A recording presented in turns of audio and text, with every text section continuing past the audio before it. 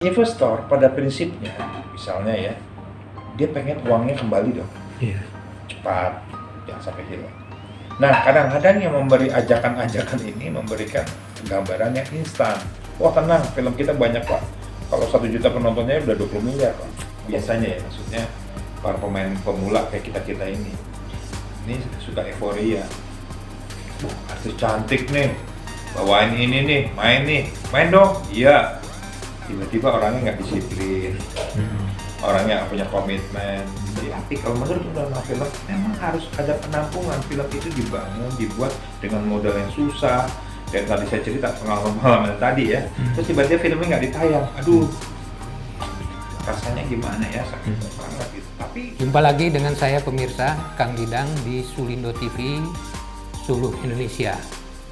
Pada kesempatan kali ini, saya kedatangan tamu Bapak Gion Prabowo atau biasa disapa Mas Gion.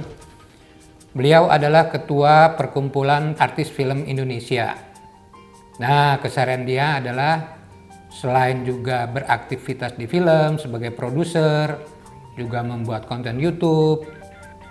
Beliau juga adalah seorang pengacara. Tapi kita tidak akan memperbincangkan masalah hukum dengan beliau, tetapi kapasitasnya sebagai produser juga pengurus dari Badan Perfilman Indonesia atau BPI. Nah, sangat strategis sekali posisi beliau ini di perfilman Indonesia. Perbincangannya seperti apa yang akan kita diskusikan bersama mengenai film Indonesia? Yuk kita saksikan.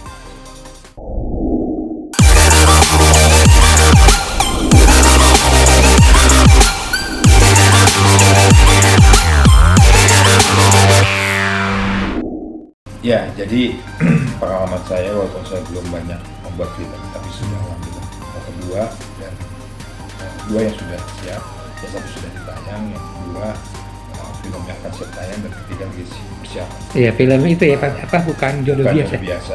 Yang terakhir ini kan yang ketiga ini mempersiapkan untuk menangani penjelanan. Kuntilanak. Nah, begini, permasalahan yang sekarang adalah bagaimana film kita bersaing dengan film-film impor. Kalau saya lihat, 21 sekarang itu sebenarnya sudah bagus ya. Sudah memberikan posisi film nasional kita untuk masuk ke dalam suatu tempat untuk bernaung gitu ya. Tapi pertanyaannya adalah, film itu ibarat kayak semacam pangsa pasar, segmen. Suka atau tidak suka nggak bisa kita nilai. Kita akan melihat suka atau tidak suka, bagus atau tidak, itu dilihat daripada penontonnya yang begitu antusias atau tidak. Nah, ini menjadi masalah adalah bagaimana film ini harusnya mengedukasi juga ya. Artinya gini, para pembuat film ini juga bisa memberikan edukasi pada produser-produser yang muda, dan produser-produser yang baru. Jadi sebenarnya ada suatu pengalaman yang mereka yang sudah berhasil memberikan pengalaman yang baru ya. Sehingga mereka tidak salah arah. Kalau film kita lihat banyak kendalanya adalah, pertama, biasanya kan orang memisahkan antara dia seorang investor atau dia seorang eksekutif produser. Nah, ini kadang-kadang suka rancu. Misalnya contoh ya, saya sebagai seorang pemilik PH, belum tentu uangnya ini dari PH, bisa saja jadi investor. Nah, investor pada prinsipnya, misalnya ya, dia pengen uangnya kembali dong, cepat, jangan sampai hilang. Nah, kadang-kadang yang memberi ajakan-ajakan ini memberikan gambaran yang instan. Wah tenang, film kita banyak Pak. Kalau 1 juta penontonnya udah 20 miliar Pak, 18 miliar udah masuk deh. Gitu ya. Iya. Nah, ini sehingga terjadinya ada suatu boleh dibilang penyesatan juga gitu misalnya. Tidak semua film kan bisa 1 juta penonton. Yang kasihan baru investor naruh duit 3 miliar yang menonton 1.000 orang. Waduh, dia udah stres. Nah, sehingga mengalami trauma. Nah, disinilah adalah peran menurut saya, peran para produser besar ya, atau pihak-pihak besar yang sudah produksi film legal untuk memberikan suatu edukasi.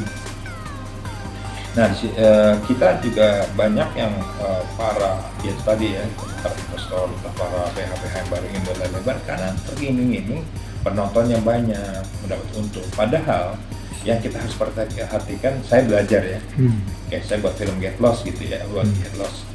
Kita tahu bahwa buat Get Lost ini minimal berapa biayanya gitu ya. Nah, kita nggak mungkin menghayal biaya segini mau dapat untung segini, penonton udah nggak tahu diri itu namanya. Tetapi ketika kita tahu bahwa film Get Lost dibangun, dibuat, walaupun saya waktu itu sebagai seorang investor, ya, dan saya sebagai seorang pemilik PH, tapi menjalankan kan bukan saya, gitu kan ya, yang membuat film itu bukan saya. Nah, tetapi pada saat itu saya belajar, oh iya ya, alhamdulillah Get Lost itu begitu poin. Nah, film Bukan Jodoh Biasa pun kita juga bekerjasama, gitu ya.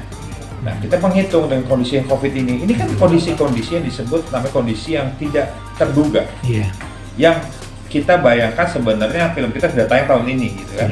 Tetapi dengan kondisi sekarang ini membuat kita jadi berubah. Wah, kapan ini? Nah, bayangkan saja ketika ada investor atau partner yang pengen duitnya cepat pulang, sedang kondisi kayak gini. Nah, terjadilah konflik kan. Nah, konflik tergantung. Kalau di dalam perjanjiannya, hukumnya entah apapun, tiba-tiba uang harus kembali cepat, tiba-tiba enggak, kan jadi ya arena baru ya di pengadilan. Nah, di sini salah satunya. Terus yang kedua, menciptakan bagaimana mencari kru, tim, entah di OP yang bagus. Itu nggak mudah juga gitu. Karena permasalahan sekarang banyak, orang mengaku bisa buat film gitu. Wah, film kok buat gampang, oh si ini buat gitu. Padahal kenyataannya ya mungkin dia buat sinetron gitu. Buat sinetron sama layar lebar kan beda. Nah, ketika kita ngambil yang lebih murah, kita ambil tuh orang sutradara sinetron masuk ke sutradara layar lebar. Itu nggak gampang. Dan ini perlu ada pengkajian misalnya. Ketiga, menaruh judul. Judul ini ibaratnya branding, harus yang seksual, bahasa katanya, seksi lah gitu ya. Jadi kalau bahasanya menarik, jadi perhatian itu yang menjadi. Karena penonton kita ini ada kelas frekuensinya ada. Maka pengalaman saya yang baru sedikit ini, saya belajar bagaimana film itu punya judul yang bisa makna. Jadi yang gampang dicerna, gampang diingat gitu ya. Terus sekarang yang terakhir adalah bagaimana artis biasanya, artis-artis biasanya ya, maksudnya para pemain pemula kayak kita ini suka euforia. Artis cantik nih, bawain ini nih, main dong, iya. Tiba-tiba orangnya nggak disiplin, orangnya nggak punya komitmen, gitu ya. Terus tiba-tiba hanya ngomongin, nggak taunya juga ngaret dan sebagainya. Ini harus hati-hati. Ini pengalaman penyakit. Maaf ya, kayak produser kayak kita yang baru ini gampang gitu ya dipengaruhi penyakit ini. Wah, cantik ya, seksi ya, dia main ini. Padahal karakternya nggak pas. Tapi kalau yang sudah pengalaman udah tahu ya, yang sudah produksi di atas 10 gitu udah matang. Nah, yang bahaya kayak kita gitu yang baru. Nah, tapi saya belajar juga, saya pernah bilang sama teman-teman film dan pada seni. Kalau gue bicara tentang film lebar, jangan sekali-sekali dipengaruhi oleh sesuatu. Terus kita melihat kan ini main apa pernah di mana dan sebagainya, pas nggak karakternya. Lalu kita tanya disiplin nggak orangnya. Jadi kalau penilaiannya misalnya orang nggak disiplin, yang paling penting kan disiplin ya. Kalau mau keadaan syuting lagi di mana kondisinya syuting, misalnya syuting di daerah, wah tiba-tiba dia bilang, aduh gue mau pulang aja ke Jakarta. Kan kita bisa interview dulu. Artis itu yang penting pertama kalau menurut saya gitu ya, selama pengalaman yang penting ya ke interview juga, nanyain bagaimana disiplin dan komitmen kehidupannya, kebiasaannya, dan lihat dari situ. Yang paling penting juga adalah bagaimana film ini dikemas dengan baik. Jadi kendala-kendala seperti ini ya sebenarnya harusnya kita tuh pernah dengar gitu ya. Kayaknya tuh orang buat film gampang ini. Nggak, artinya Mas John kan bukan sekedar pernah dengar, pernah melaksanakan kan, berhubungan dengan mereka. Mas, kemudian gini, setelah kemasan bagus itu kan kadang-kadang mereka ini produser, khususnya produser baru ya, itu sulit untuk mendapatkan bioskop. Nah, layar untuk tayang itu Gimana tuh Mas, artinya Mas Gion sebagai pengurus salah satu dari BPI ya, produser juga pernah juga membuat film gitu kan, terlibat di dalam berhubungan dengan yang punya bioskop, gimana tuh Mas?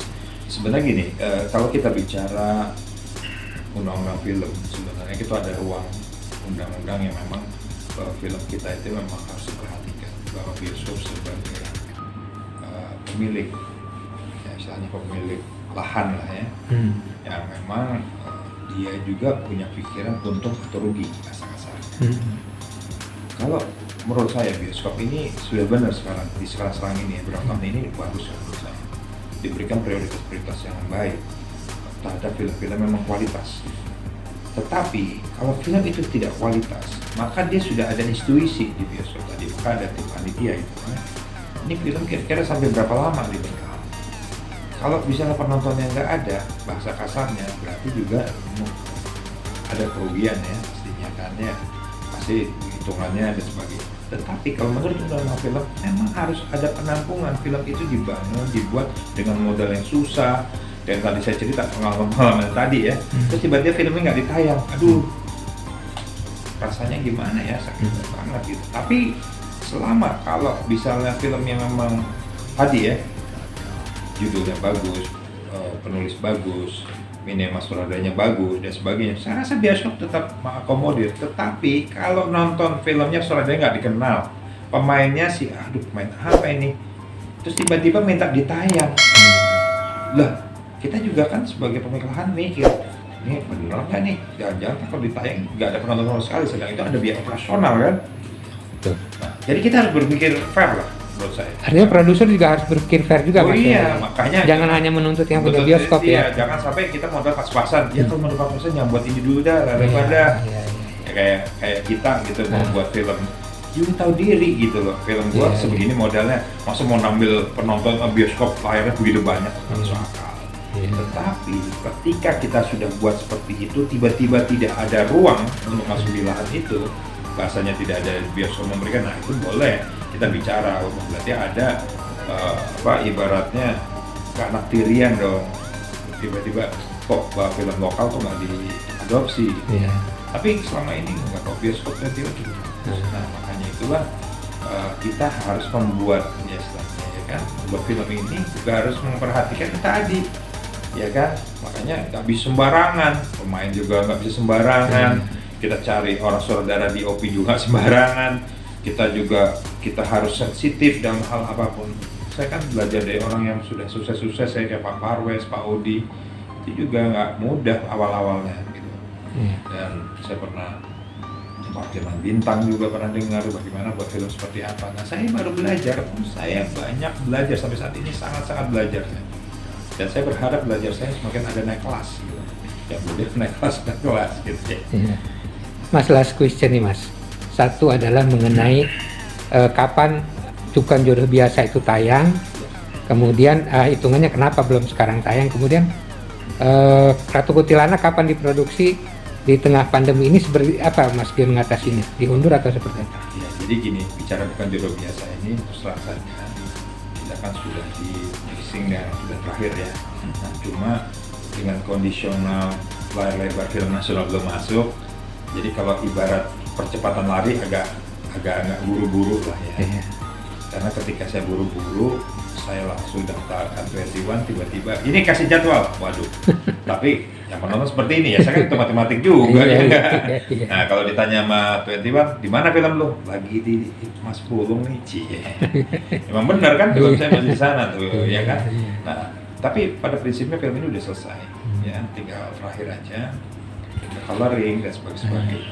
Nah saya berharap mudah-mudahan insyaallah di akhir tahun ini kita sudah siap, sudah berubah nih, mudah-mudahan COVID nggak besar, besok juga banyak penonton, film nasional sudah mulai tayang, nah kita masuk ke fase itu.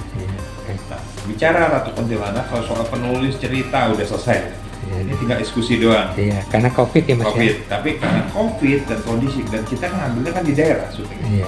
Dan kalau ibaratnya tadi saya bilang, kantor kita penyandang dana, ya insya Allah sih udah siap-siap aja gitu kan. Tapi kan mereka juga melihat filmnya kok belum ada di layar lebar, gue kasih taruh duit atau join sama Gion, ini kira-kira gimana. Nah kita nggak mau yang seperti itu, memberikan halusinasi atau delusional, gampang ini enggak. Iya. Gitu. Ada kita pengen fair Mas ya. Iya, gitu. nanti insya Allah itu BJB sudah launching, nggak berapa lama kondisi COVID ini pasti saya juga diskusi. Oke, makasih Mas.